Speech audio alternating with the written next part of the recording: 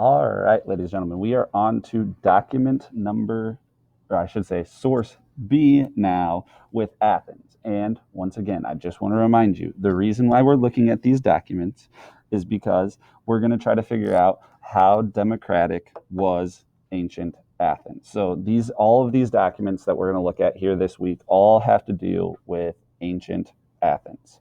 All right, and essentially asking the question, how democratic were they? And remember, democracy is giving power to the people. So the question essentially is, based on what we see and what we read, how democratic was ancient Athens really? All right, how much power did they give to their people? So what we're going to do now is we're going to look at source number B. And source number B is all answering the question, who was considered a citizen in Athens? And being considered a citizen is very important in Athens because if you're considered a citizen, then you have the right to vote.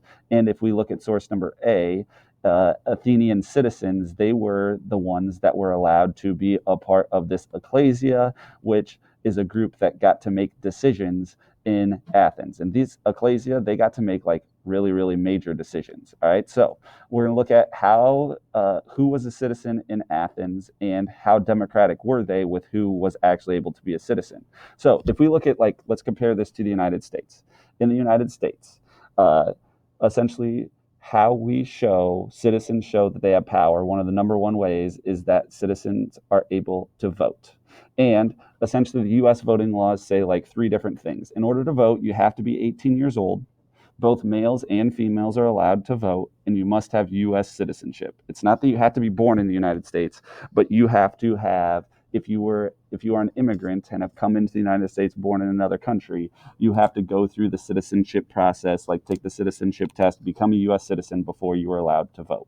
So it's essentially over 18, must have US citizenship. In some places, there's some like rules that you have to have some sort of photo ID to prove that it's you.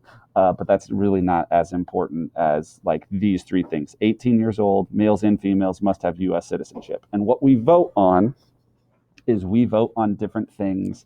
Most of the time, we vote on like who we want to be a part of our government. All right. So we have like some different types of government. We have a federal government, we have state governments. We get to vote on both of those things.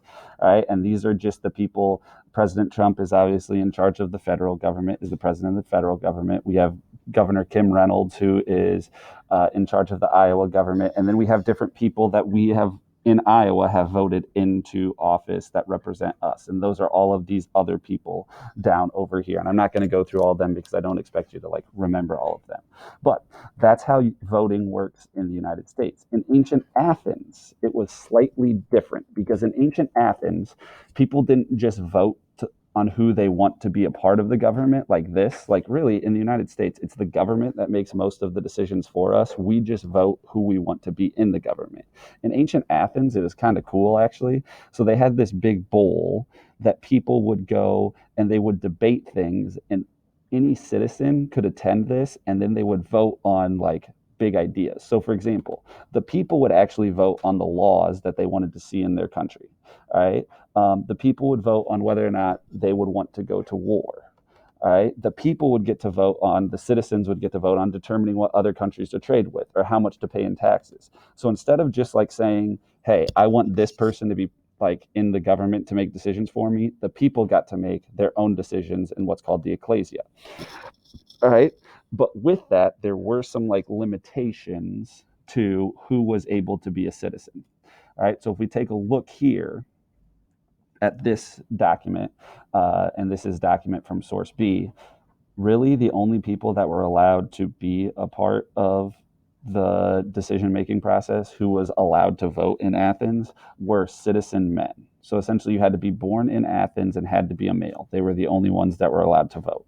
All right, and there's some more information that goes on here, but I'll let you kind of read that. I'm not going to go through all of it because we can read all of that there. So your job now is to go ahead.